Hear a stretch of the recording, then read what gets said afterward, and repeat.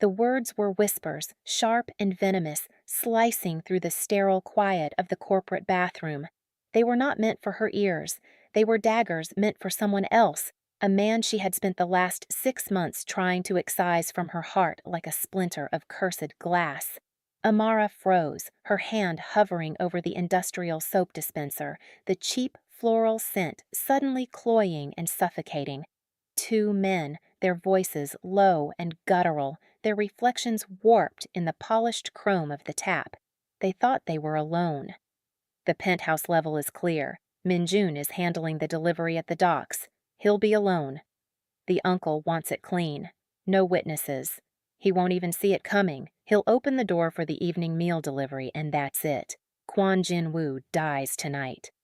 Ice, colder and sharper than any winter wind, shot through Amara's veins. Kwon Jin-woo. His name was a ghost on her tongue, a phantom weight in her soul. She had run from him, from his world of shadows and blood money, run to save herself. But hearing his death pronounced so casually, so clinically, in a place as mundane as this, it broke something inside her. The careful walls she had built around her heart crumbled into dust. She did not think. She only moved. Her cleaning cart rattled forgotten behind her as she burst from the bathroom, her worn sneakers silent on the plush carpet of the 34th floor.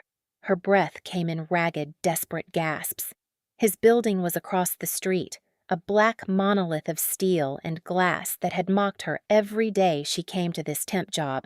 A monument to the life she had refused. She bypassed the lobby, using a service entrance she knew from memory, a memory she hated herself for retaining. Her heart hammered against her ribs, a frantic drumbeat of terror and a love she could no longer deny.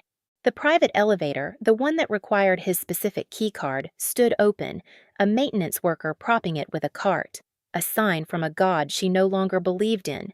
She slipped inside, unseen, and pressed the button for the penthouse. PH, a button that had once represented a terrifying, seductive future. Now it was a race against death. The elevator chimed, the doors sliding open to a silent, marble-floored vestibule. There was only one door. His door. She could hear the faint, elegant strains of a cello from within. He was in there, oblivious, waiting for a meal that would never arrive, waiting for a knock that would be his last. She pounded on the heavy wood, her fists striking the unyielding surface with all the force of her terror. "Jin-woo!" she screamed, her voice raw.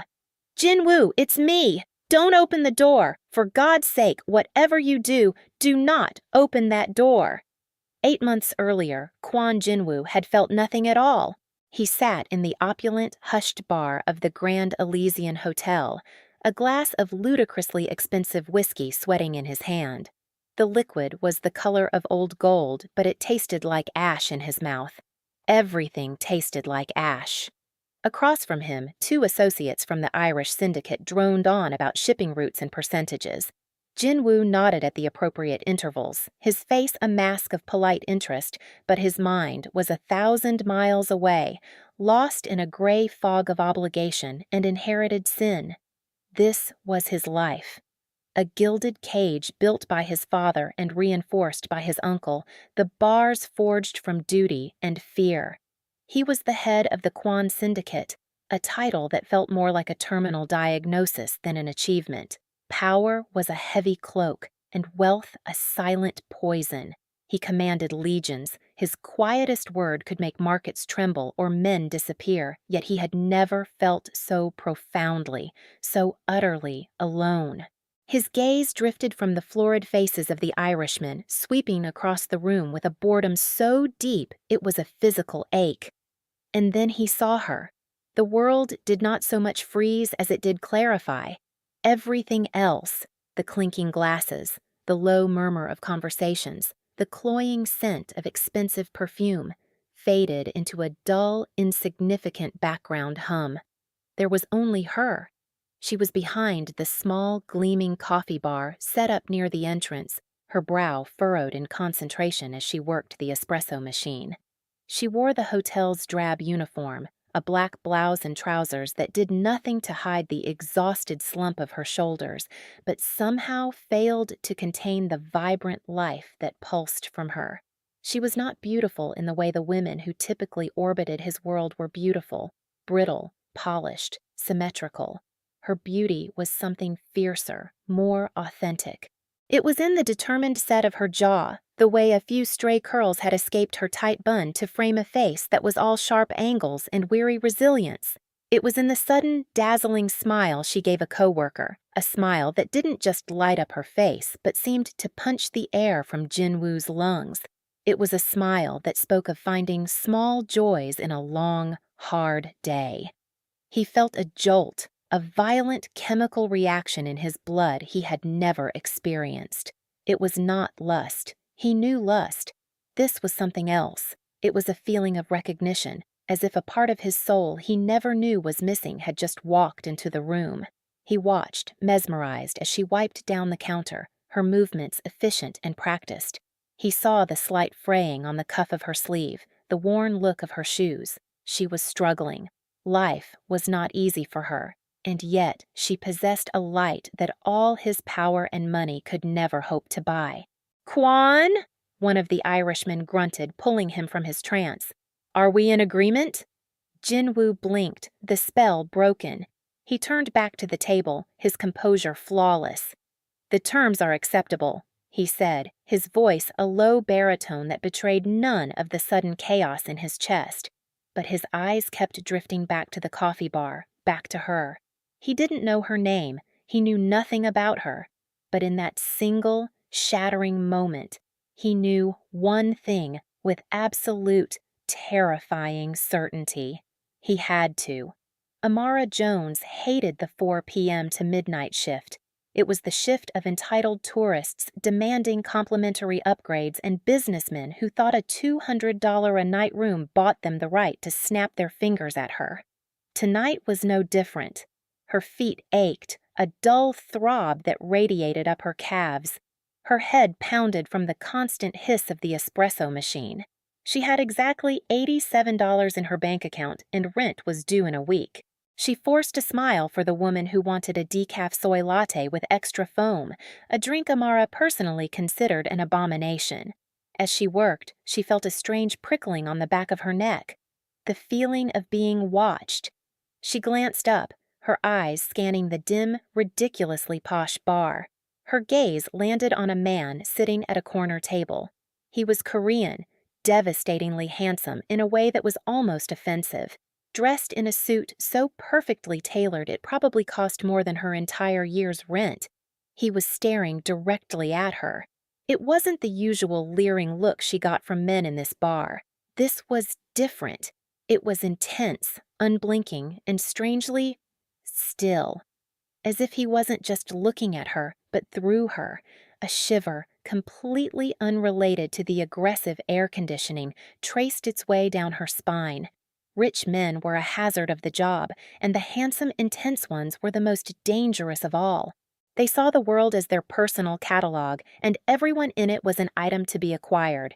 She'd seen it 100 times. She broke eye contact first, turning her back to him to steam the milk, her heart beating a little faster than it should. She told herself it was annoyance. She told herself it was disdain for the casual power he radiated. The kind of power that made the world bend to its will while she was stuck fighting just to keep her head above water. She risked another glance a few minutes later. He was still watching. His companions were talking, gesturing, but his attention was fixed entirely on her.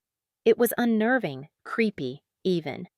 "Someone's got an admirer," her coworker Maria whispered, nudging her. "Someone's got a staring problem," Amara muttered back, slamming the portafilter a little harder than necessary. Probably trying to figure out if I'd double-charged him for his water. But she knew that wasn't it. The look in his eyes wasn't transactional. It was something deeper, something that made her feel exposed and seen in a way that was both terrifying and, to her profound irritation, vaguely thrilling.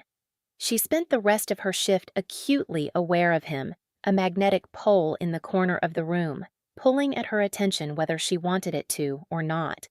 When her shift finally ended, she practically ran to the employee locker room, shrugging out of her uniform as if it were on fire. She just wanted to go home to her tiny apartment, to her roommate Chloe, and forget the man with the haunting, possessive eyes. He was there the next day, and the day after that. He would take the same table, order a single whiskey he barely touched, and watch her. He never approached. He just watched. The silence of his pursuit was louder than any declaration. It was beginning to drive her mad. On the fourth day, Amara had had enough. Her shift was over, and she was walking through the lobby, her coat clutched tight around her, when he simply appeared in her path, blocking her exit. Up close, he was even more intimidating, taller than she'd realized, with a presence that seemed to suck all the air out of the immediate vicinity.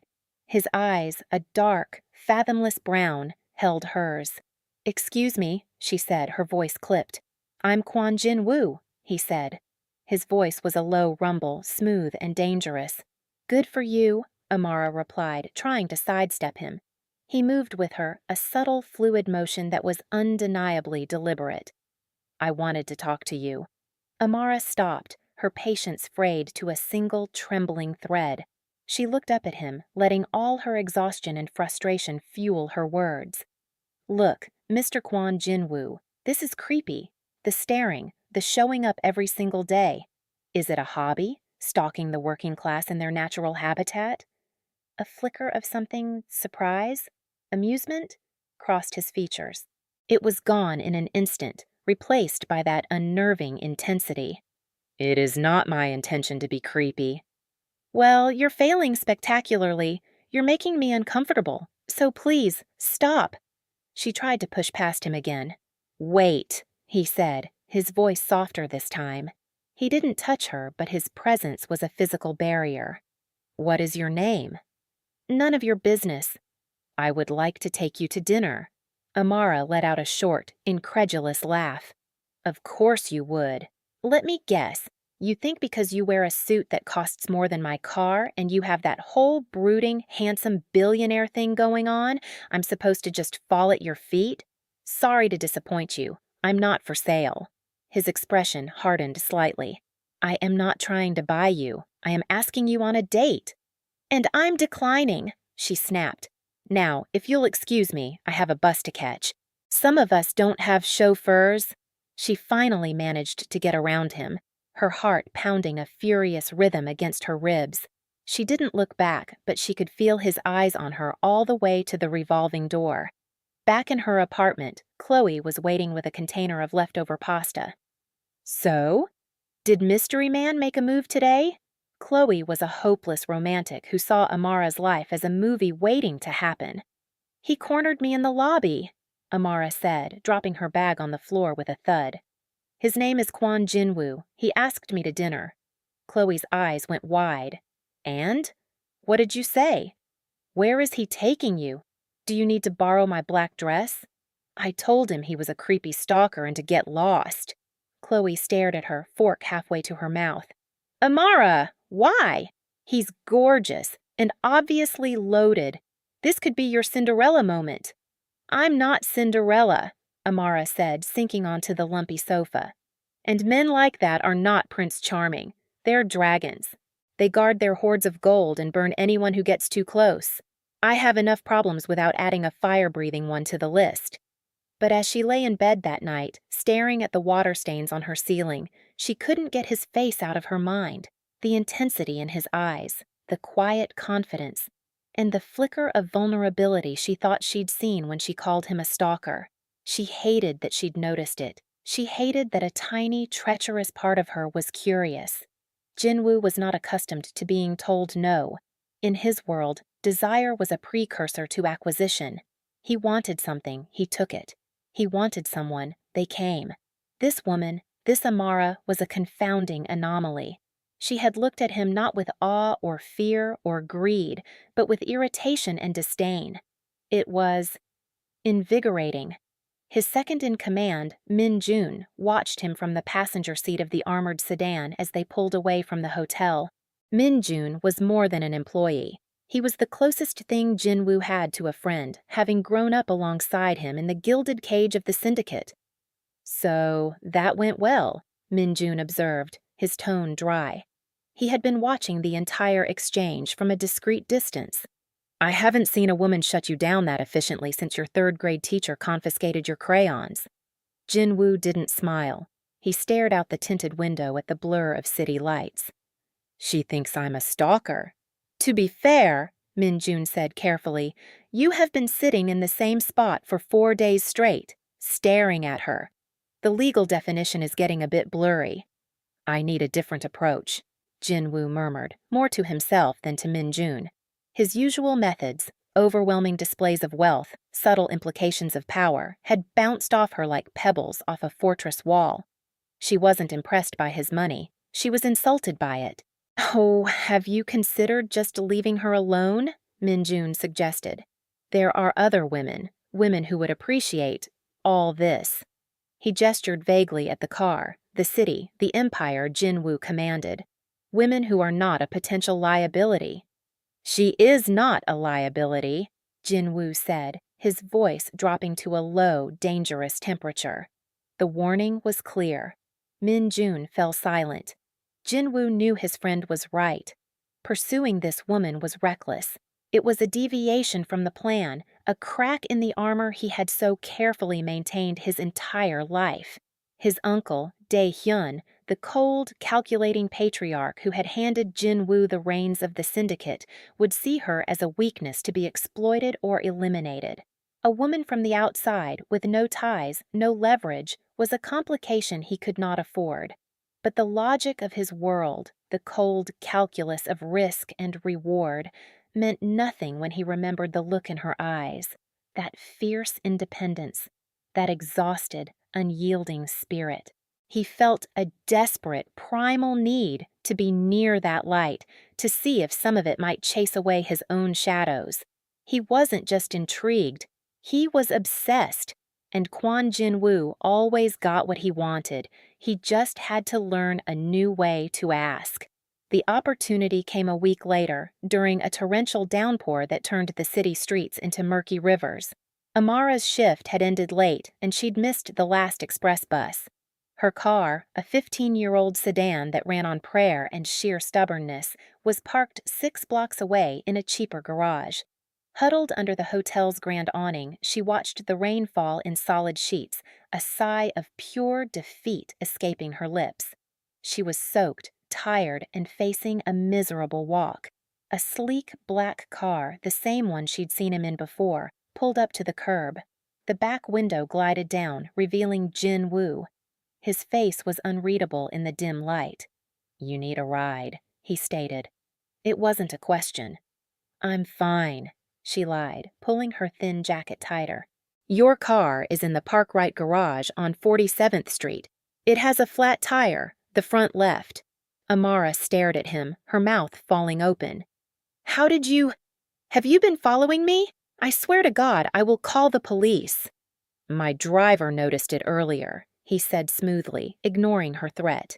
"Get in the car, Amara. It's cold." He used her name.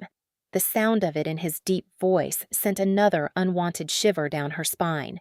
Every instinct screamed at her to run, to stand in the rain rather than get in that car. But she was so tired, and the thought of dealing with a flat tire in this weather was overwhelmingly bleak. It was just a ride. What was the worst that could happen? With a heavy sigh that was equal parts resignation and self-loathing, she walked to the car and slid into the plush leather interior. The inside was silent, warm, and smelled faintly of him. A clean, expensive scent of sandalwood and something else she couldn't place. Something dangerous. The drive to the garage was silent. Amara stared out the window, watching the rain-streaked city lights, hyper-aware of him sitting beside her. He wasn't looking at her, but she could feel the weight of his presence, a tangible force in the small, enclosed space.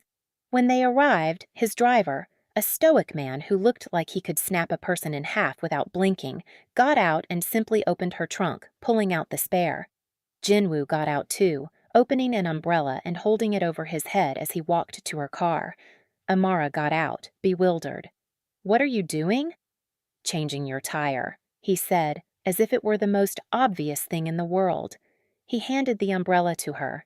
She stood there in stunned silence, holding his ridiculously large umbrella, as Kwon Jinwoo, the man who looked like he was born in a three-piece suit, knelt on the grimy, wet pavement of the parking garage. He shrugged off his jacket, tossing it into his own car, and rolled up the sleeves of his pristine white shirt, revealing muscular forearms and a glimpse of a dark, intricate tattoo coiling around his bicep. He worked with a surprising efficiency, his movements sure and practiced as he loosened the lug nuts and jacked up the car. He didn't seem to care that his $1,000 trousers were getting stained with grease and dirty water. He just worked. "You know how to do that?" she asked, the question sounding stupid as soon as it left her mouth. He glanced up at her, a faint ghost of a smile on his lips. It was the first time she'd seen him almost smile, and it did strange things to her insides. "My family did not always have money," he said, his voice slightly strained as he wrenched the flat tire free. "Some lessons you do not forget." It was a tiny crack in his perfect, intimidating facade, a glimpse of a person beyond the power and the wealth. He finished the job, lowering the car and tightening the last nut. He stood up, wiping his hands on a rag the driver produced from nowhere. His hands were stained with grease, his shirt was spattered with grime, and a lock of his dark hair had fallen across his forehead. He had never looked more human. He had never looked more handsome. "Thank you," she said, her voice barely a whisper. The words felt inadequate. He just nodded, taking the umbrella from her. "You should get that tire repaired tomorrow." He walked her to her driver's side door and opened it for her. For a moment, they just stood there, the only sound the steady drip of water from the ceiling. "One coffee," she said, surprising herself. "You changed my tire. I'll buy you a coffee, a cheap one, from a place that uses paper cups." His eyes met hers, and the intensity was back, but this time it was tempered with something else. Triumph. "I would like that," he said. The coffee date was a tightrope walk over a canyon of unspoken questions. Amara chose the spot, a tiny, bustling cafe miles from the polished world of the hotel. It was loud and crowded, and the coffee was served in cardboard. She felt more in control here, on her own turf. Jin Woo did not look out of place. He simply commanded his space, a small island of stillness in the chaotic room. He wore jeans and a simple gray sweater, a deliberate attempt to meet her halfway that was both transparent and, she had to admit, a little bit sweet. "So," she began, stirring her latte with a wooden stick. "What is it you do, Kwon Jin Woo, besides mysteriously knowing the location of my car and its maintenance issues?" He took a sip of his black coffee, his gaze steady. "I manage my family's assets. We have interests in logistics, real estate, and private equity." It was a perfect corporate answer, smooth, vague, and utterly unrevealing. "Right. Logistics," she repeated, her tone laced with skepticism. "Is that what they're calling it these days?" He didn't flinch. "What is it you want to do, Amara, besides serve overpriced coffee to rude people?" He turned her own probing question back on her. She was taken aback by the directness. "I want to own a bookstore," she confessed, the words tasting foreign. It was a dream she kept locked away, too fragile to be exposed to the harsh light of her reality. "A small one, with a cafe inside, a place where people can be quiet and feel safe." His expression softened. For the first time, he looked at her with something other than intensity or curiosity. It looked like understanding. "A safe place," he repeated quietly, as if the concept were a revelation. "That is a worthy goal." "What about you?" she pressed, emboldened. "What did you want to be before you had to manage logistics?" A shadow passed over his face, so quick she almost missed it. He stared into his coffee cup as if the answers were swirling in the black liquid. "I wanted to be an architect," he said, his voice low. "I wanted to build things, structures that would last. That would be useful." He let out a short, harsh breath that wasn't a laugh. "Instead, I manage what my father built. It is a different kind of structure." In that moment, Amara saw him. Not the rich, intimidating man from the hotel bar, but a prisoner. A man trapped in a life he hadn't chosen, dreaming of the one he'd lost. Her carefully constructed defenses began to crumble.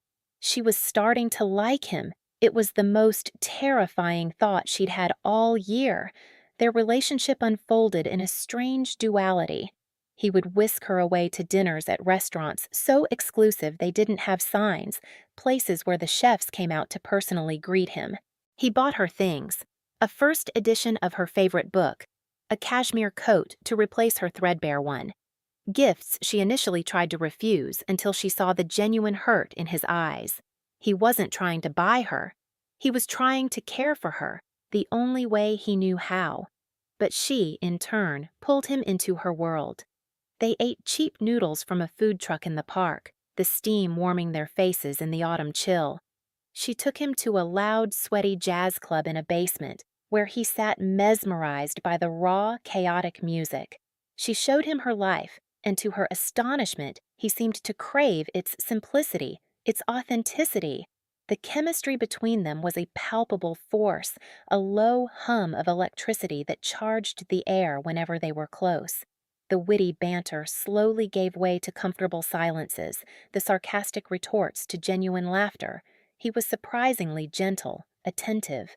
He listened when she talked about her day, his focus absolute. He remembered small things, that she hated olives, that she loved the smell of old books, but the red flags were always there, fluttering at the edge of her vision. The way he would go rigid when a car backfired. The discreet, armed men who were always somewhere nearby, pretending to be pedestrians or diners at a nearby table. The phone calls he would take in hushed, rapid Korean, his entire demeanor shifting from the gentle man he was with her to someone cold, hard, and commanding. One evening, they were curled up on the sofa in his cavernous, sterile penthouse, a place she secretly hated for its lack of warmth. Her fingers were tracing the intricate lines of the tattoo on his arm, which she now knew depicted a dragon. "What does it mean?" she asked softly. He tensed. "It is a family marking." "You have a scar," she said, her fingers moving to a thin white line just above his collarbone, barely visible against his shirt. "Here." He pulled away slightly, his expression shuddered. "A childhood accident." "Jin-woo," she said, her voice serious. "Who are you?" "Really?" The question hung between them, heavy and dangerous. He looked at her, and his eyes were filled with a profound sadness, a deep, weary pain that made her own heart ache in sympathy. "I am the man who is falling in love with you, Amara." It was the first time either of them had said the word. It was a confession, and it was a deflection. He was changing the subject, and she was letting him because she was falling in love with him too, and she was terrified of the answer to her own question. The illusion shattered on a Tuesday.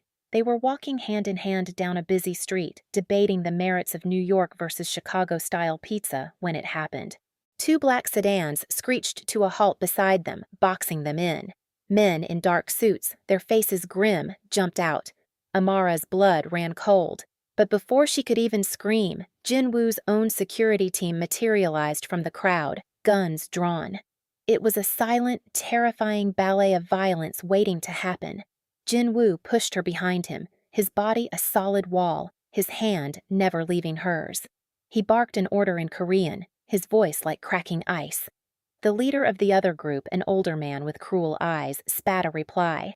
It was a standoff, tense and lethal in the middle of a sun-drenched afternoon. Pedestrians were screaming and running for cover. Amara could only stare, her mind unable to process the surreal horror. This wasn't a movie. This was real. Finally, after an exchange that lasted an eternity, the other men got back in their cars and sped away. Jin-woo's men lowered their weapons, melting back into the cityscape as quickly as they had appeared. He turned to her, his face pale, his eyes dark with a fear she had never seen in him before. "Are you all right?" he asked, his hands framing her face. She couldn't speak. She just stared at him, at the man who commanded a private army on a city street. The man she loved. The illusion was not just shattered, It was incinerated. He took her back to the penthouse, the silence in the car thick enough to choke on. He poured them both a brandy, his hands shaking slightly. He led her to the sofa, but didn't sit. He paced before her like a caged animal. "You deserve the truth," he said, his voice raw. "All of it." And so he told her. He told her about the Kwan Syndicate, the criminal empire his grandfather had forged in the ashes of the Korean War, and that his father had expanded. He told her about the logistics, the illegal gambling parlors, the loan sharking, the extortion rackets that funded their legitimate real estate ventures. He told her his title wasn't CEO, it was boss. He was the head of a mafia family. He didn't make excuses. He didn't romanticize it. He laid the ugliness of his life bare before her. He told her about inheriting the throne after his father's sudden death, about the duty he felt, the trap he was in. He told her the scar on his collarbone wasn't from a childhood accident. It was from a rival family's knife when he was 16. The tattoo wasn't a marking, it was a brand. "This world, it consumes everything," he finished, his voice breaking. "It takes everything good and pure and it twists it or it destroys it. I never wanted to bring you into it. I thought I could keep you separate, keep you safe. I was a fool." Amara sat in stunned silence, the brandy glass cold in her hands. Every red flag, every warning bell, every piece of her own intuition she had willfully ignored came crashing down on her. The man she loved, the gentle, attentive man who dreamed of being an architect, was a monster. Or, if not a monster, then the king of monsters. Her heart felt like it was splitting in two. One half screamed with terror and betrayal. The other half wept for the man standing before her, so clearly broken by the weight of his own crown. "The men today," she whispered. "Who were they?" "A rival faction. A reminder that my position is not secure." He looked at her, his eyes pleading. "A reminder of the danger I put you in just by being near you." She stood up, her legs unsteady. She walked to the vast window, looking down at the city lights below. They looked like scattered jewels, cold and distant. "My father was a good man," she said, her voice hollow. "He was a bus driver. He worked 60 hours a week so my mom could stay home. He never had much, but he was honest. He taught me that your name, your integrity, is the only thing you truly own." She turned back to face him. Tears were streaming down her face now, hot and silent. "I can't do this, Jinwoo. I can't build a life on the pain of other people. I can't pretend the money that buys fancy dinners doesn't come from someone's broken kneecaps or a family's ruined finances. I can't kiss you and not taste the violence." The pain on his face was a physical thing, a blow that almost buckled him. "Amara, please. I love you," she said, and the words were a torment. "God help me. I love you, but I love myself more. I have to. It's all I have." He didn't argue. He didn't try to stop her or command her to stay. In a final, heartbreaking act of love, he respected her choice. He just stood there, his world crumbling around him, and watched her walk away. "I understand," he whispered to the empty room after the door had closed behind her, the sound of its quiet click as loud as a gunshot. The days that followed were a grayscale agony. Amara quit her job at the hotel immediately. The thought of being in the same building where she'd met him was unbearable. She found a temp cleaning job in an anonymous office building, a mindless, physical labor that allowed her to turn off her brain. She and Chloe pooled their savings and broke their lease, moving to a different neighborhood, a place where she wouldn't be haunted by the ghost of a memory on every street corner. She was safe, and she was utterly, completely miserable. The world had lost its color. Food had no taste. Laughter was a foreign sound. She would catch herself staring into space for long stretches, replaying their time together, searching for a sign she had missed, a different path she could have taken. But there was none. Chloe tried her best. She brought home movies and ice cream. She dragged Amara out for walks. She listened patiently as Amara cried herself to sleep. "You did the right thing," Chloe would say, her voice soft. "You had to protect yourself." Amara knew she was right, but the knowledge was cold comfort. Her principles were intact, but her heart was in pieces. One night, she called her mother, a woman whose stern disapproval was just another form of fierce love. "I met a man, Mama," she'd choked out. "Is he a good man?" her mother had asked, the only question that ever mattered to her. "No," Amara had whispered. "He's not." "Then you know what you have to do," her mother had said, her voice firm but not unkind. "It hurts now, baby, but it would have hurt more later." Amara had hung up, the ache in her chest a permanent resident. She had chosen integrity over love. She had chosen her soul over her heart, and she was beginning to fear she would never be whole again. For Jinwoo, Amara's absence was not an ache. It was an amputation. He felt as if a vital part of himself had been violently torn away, leaving a gaping phantom limb that throbbed with constant pain. He threw himself into the syndicate's business with a terrifying cold fury. He was more ruthless, more decisive, more brutal than he had ever been. He expanded their territory, crushed his rivals, and made the Kwan name more feared than ever. His uncle, Dae-hyun, was pleased. "I knew you had it in you, nephew," Dae-hyun said during one of their weekly meetings, a smug smile on his thin lips. "That woman made you weak. It is good she is gone. Now you are focused. You are becoming your father." The words were meant as a compliment. To Jinwoo, they were a death sentence. He looked at his uncle, at the man who embodied the cold, cruel traditions of their world, and he felt nothing but a profound, bottomless disgust. He had become the very thing Amara had run from. He was the monster. Minjun watched his friend with growing alarm. "This isn't you, Jinwoo," he said one night as they stood on the penthouse balcony, looking down at the city that Jinwoo now ruled with an iron fist. "You're burning yourself out. You're burning everything down." "There's nothing left to burn," Jinwoo replied, his voice empty.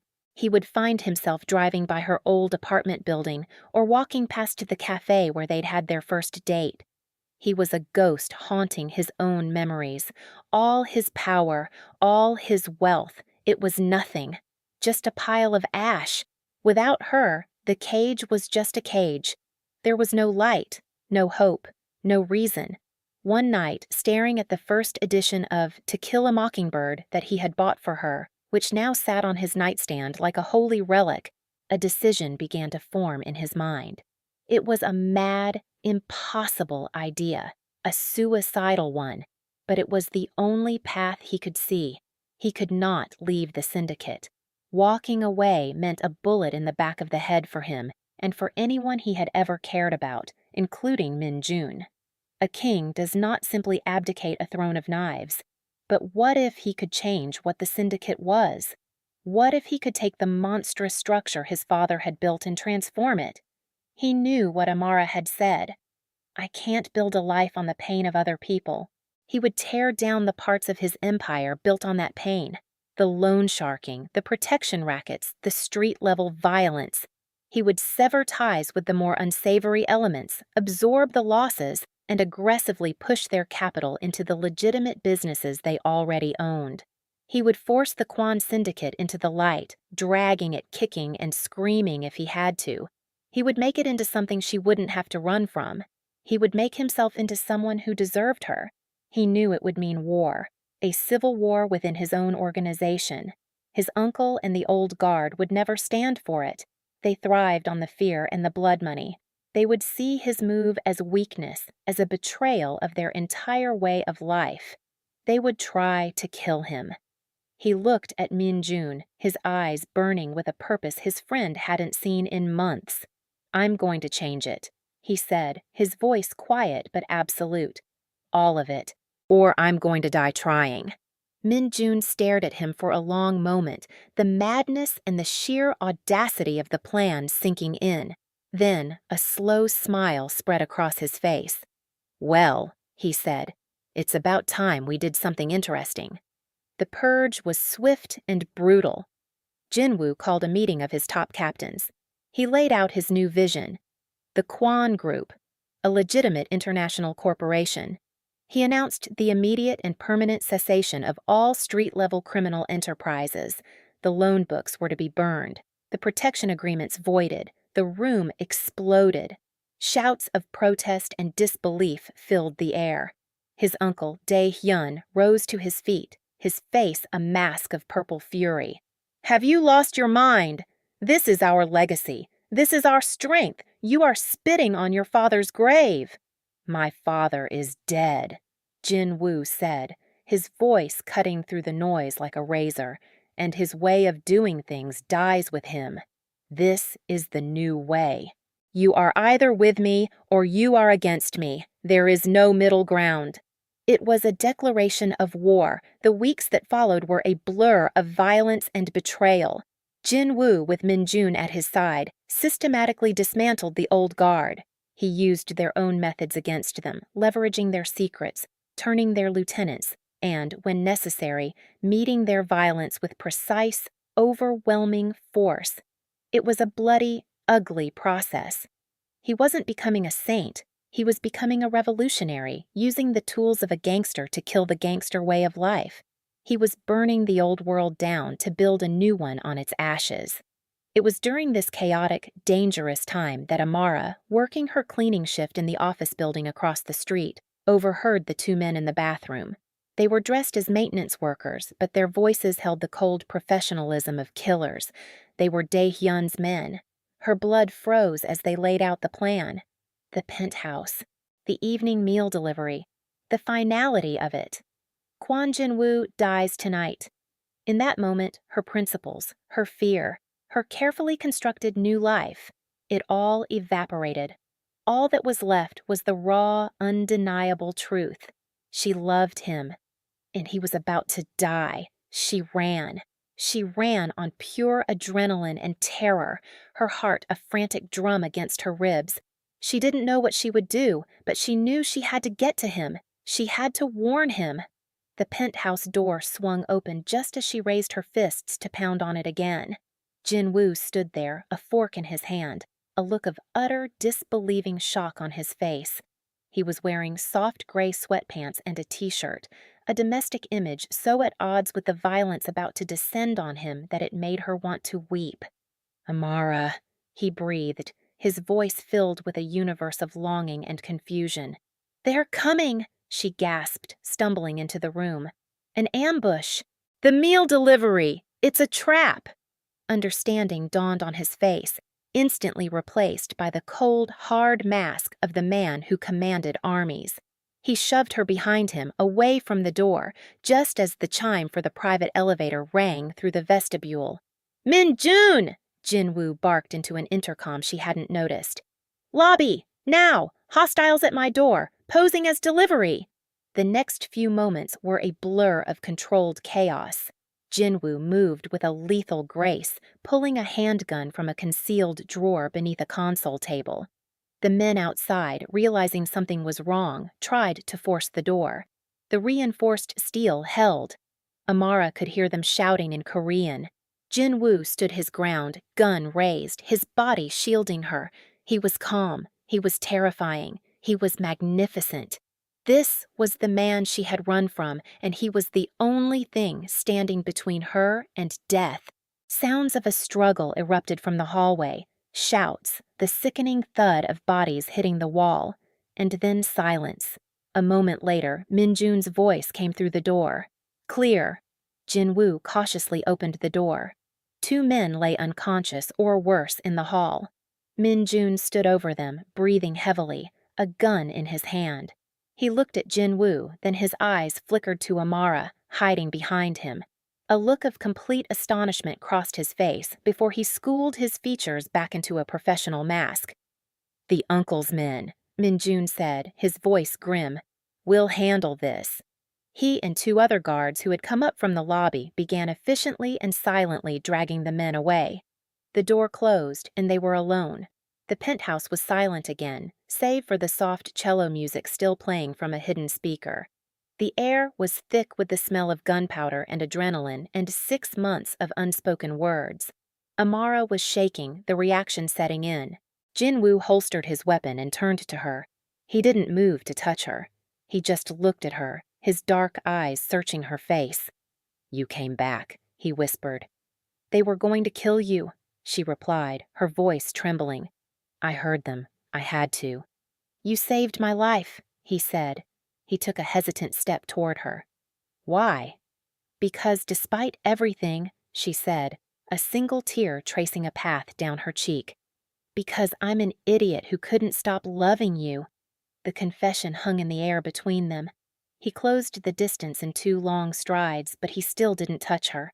He stopped just before her, his hands clenched at his sides as if fighting the urge to pull her into his arms. "I'm changing it, Amara," he said, his voice urgent, desperate. "That's why they came for me. My uncle, the old guard. I'm tearing it down. The violence, the extortion, all of it.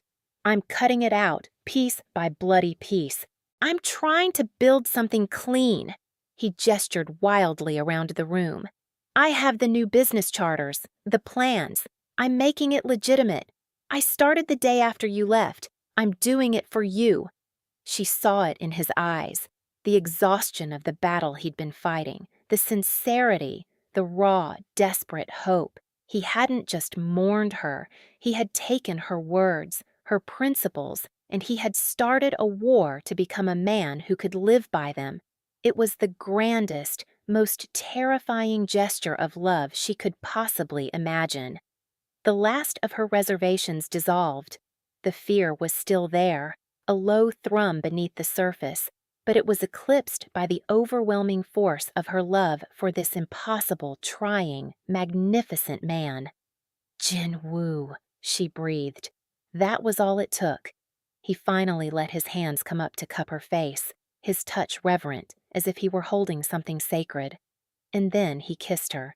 It was not a gentle kiss. It was a desperate, hungry collision, a release of all the pain and longing and misery of their separation. It was the taste of gunpowder and tears, of second chances and a dangerous, uncertain future. She wrapped her arms around his neck, pulling him closer, kissing him back with all the love she had tried so hard to deny. It was a kiss that sealed their past and began their future, a promise made in the aftermath of violence, a hope forged in the heart of the storm. 2 years later, the morning sun streamed into the large windows of The Quiet Page, a bookstore and cafe in a newly revitalized neighborhood. The air smelled of fresh coffee and old paper, Amara's favorite scent in the world. She stood behind the counter, wiping it down, a soft smile on her face as she watched the morning regulars trickle in. The store was hers. She had built it with a small business loan, one that had been secured by a guarantor with the impeccably legitimate financials of the Kwan Global Group. The bell above the door chimed and Jin-woo walked in. He wore a simple pair of dark jeans and a sweater, and he carried a small bag of pastries from the bakery down the street. He looked peaceful. The haunted, weary look was gone from his eyes, replaced by a quiet contentment that suited him far better than the tailored suits ever had. The war for the soul of the syndicate had been won, at a cost. His uncle was in a federal prison on tax evasion charges, a clean, legal solution Jin-woo had engineered. The Kwan Group was now a powerful and mostly legitimate corporation. The shadows of their past were long, and their new reputation was fragile, but it was a start. It was a change. He walked up to the counter and leaned over, stealing a soft kiss. "Morning," he murmured against her lips. "Morning," she smiled back. "You're late for your shift." He feigned a look of offense. "I am the silent partner. My duties are strictly limited to pastry acquisition and moral support." She laughed, the sound easy and bright. Their life was not a fairy tale. It was complicated and sometimes still frightening. His past was a part of him she had to accept, and her principles were a part of her he had to respect. They lived in the careful balance they had built between those two truths. But as he took her hand, his fingers lacing with hers across the counter of the safe, quiet place she had dreamed of, Amara knew she was home. It wasn't the life she had ever expected, but it was real, and it was theirs. This story teaches us that love is not merely about acceptance, but about inspiration. It shows that the deepest love doesn't just overlook flaws, it motivates us to confront and change them. True redemption isn't about erasing the past, but about building a better future, even when it requires tearing down the world we once knew. It's a powerful reminder that even those who seem lost in darkness can find their way toward the light if they have a strong enough reason to search for it. We really hope you enjoyed this educational piece of content and hope that you could understand the moral lessons behind it. If this story resonated with you, please show your support by liking this video, subscribing to our channel for more content, and sharing it with someone who appreciates a tale of redemption and powerful love. What did you think of Amara's decision to go back and warn Jin Woo? Was it an act of love, or was she foolishly risking her life? Let us know your thoughts in the comments below. For our next story, who would you like to see find their own unlikely love? Let us know by commenting. A. Min-jun, the loyal second-in-command who has to protect a witness who knows too much. B. Chloe, the supportive best friend who accidentally falls for a detective investigating the Kwan group's past.